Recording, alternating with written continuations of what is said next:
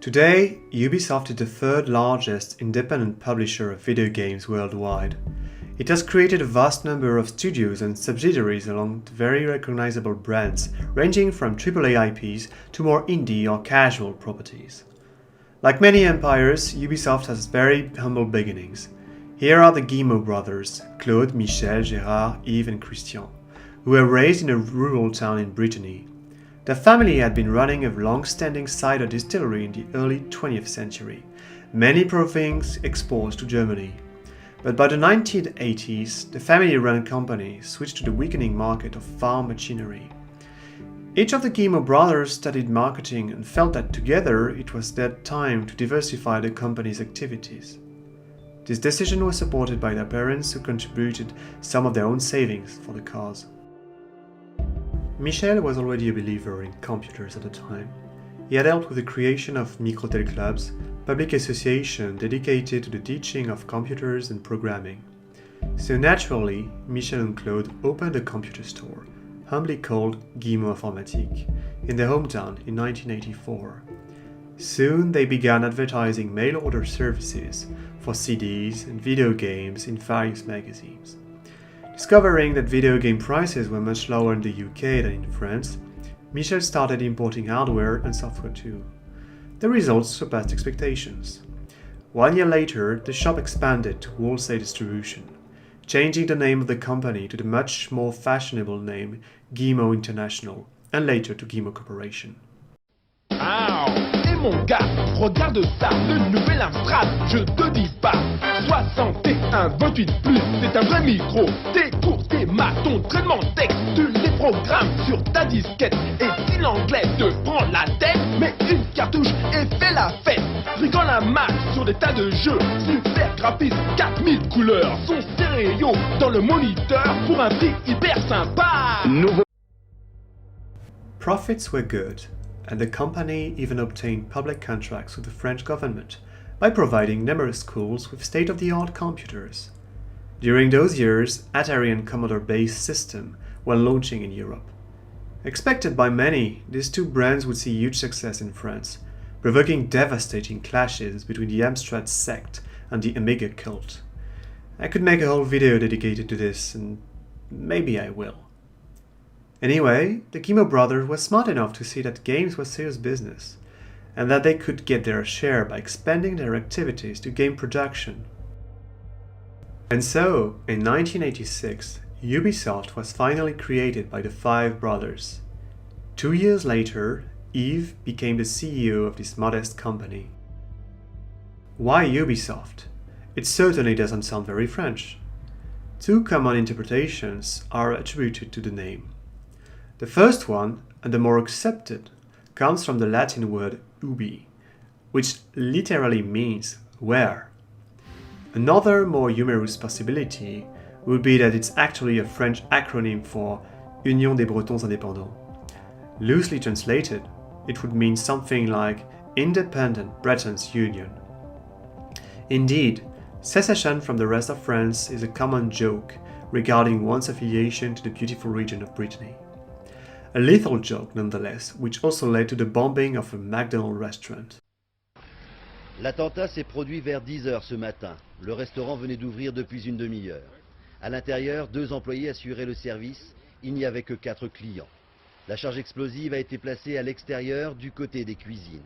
La déflagration a provoqué la mort d'une employée âgée de 28 ans, dont le corps a été retrouvé à l'extérieur. Beyond the meaning of the company, it is a fact that many successful businessmen from the region, including the Guillemot brothers, formed a strong think tank to promote local economy. Ubisoft started mainly as a distributor in France. Electronic Arts, LucasArts, Novalogic, as well as games that were less mainstream. Even long after the classic IPs had been established internally, Ubisoft still continued to distribute American and Japanese games for quite a while.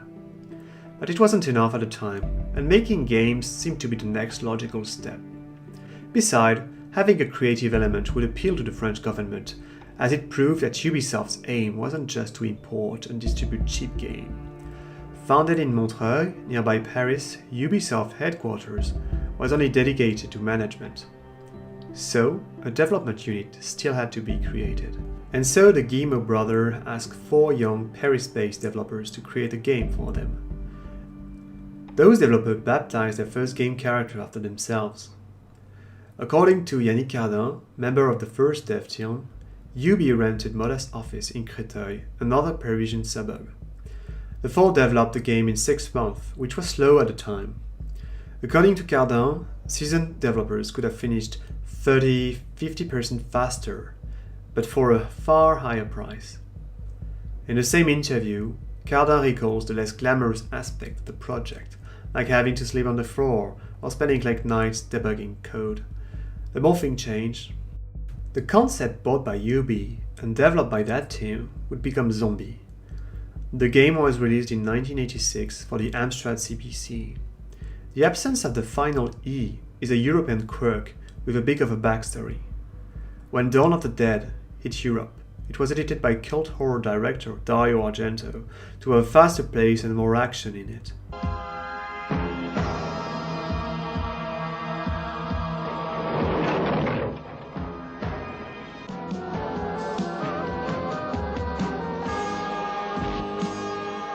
Bands of looters are roaming the countryside, sacking or destroying everything they come across.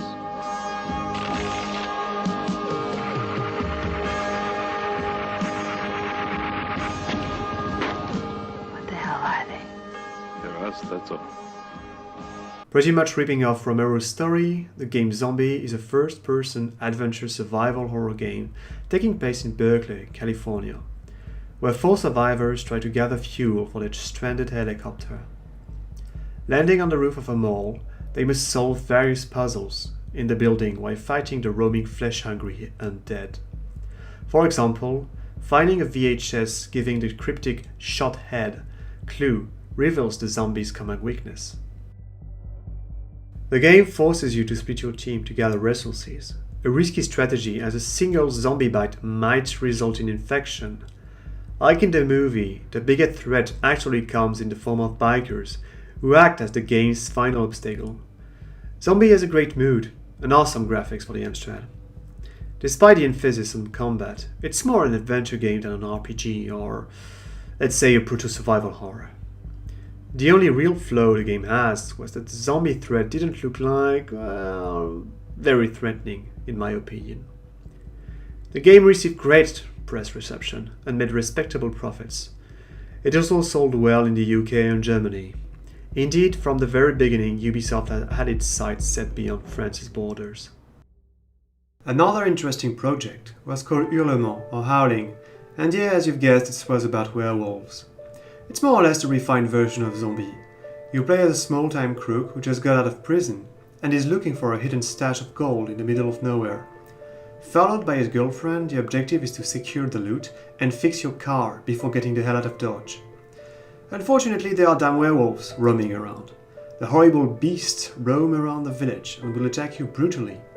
Contrary to Zombie, the surroundings are not agreeable as the shopping mall.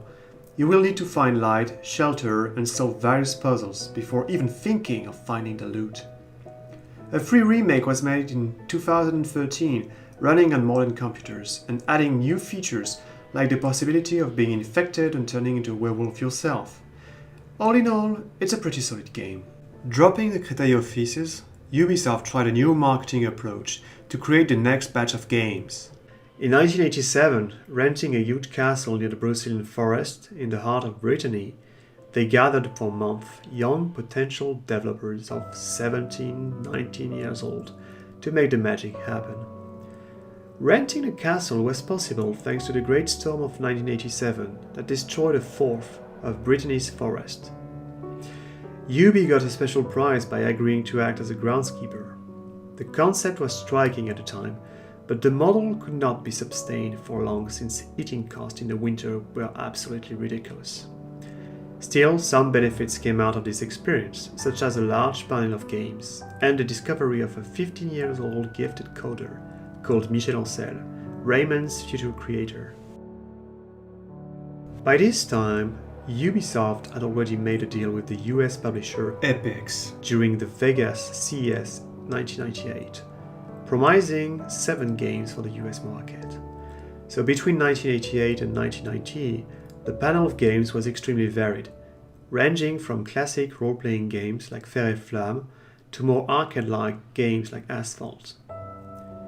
Having the backing of a hardware company, Ubi tried to publish all its games on various platforms, Amstrad CPC, Amiga EGA, etc., etc., launching them at the same time and therefore maximizing rentability. The winning strategy would bring Ubisoft in the 90s, with a lot of games under their belt. Drama and growth were still on the horizon. So before I take my leave, you might ask, hey, what happened to the 4 other brothers? Well, to keep a tight inner circle, and probably to avoid clashes, Mom Guillemot decreed that the brothers should all earn the same salary. And while only 3 CEO positions were available in the family group itself, the 4 brothers always have a seat position in each company council as administrators. Claude holds Guillemot Corporation, which still exists today. Over 20 years, Guillemot, as we call the company in France, created numerous game accessories such as joysticks, driving wheels, and specific hardware parts, also distributing brands like Sound Blaster in France and owning others like Hercules. Michel is the CEO of Guillemot, which focuses on mobile gaming and some would say carbon copying more successful games. Christian leads Advanced Mobile Applications, AMA Studios, a company specialized in entertainment for connected objects, like tablets and mobiles. Last but not least, Gérard, the youngest, manages Longtail Studio, a dev company focused on casual gaming, like Just Dance or the infamous Dead Sims Sprunk. It sure is useful to be 5 brothers in the same business and living all in harmony. Thank you for watching this video. I hope you enjoyed it. In this channel, I'll try to give various tidbits of information related to French video game history. The next video should be about Dark Earth by Callisto Entertainment.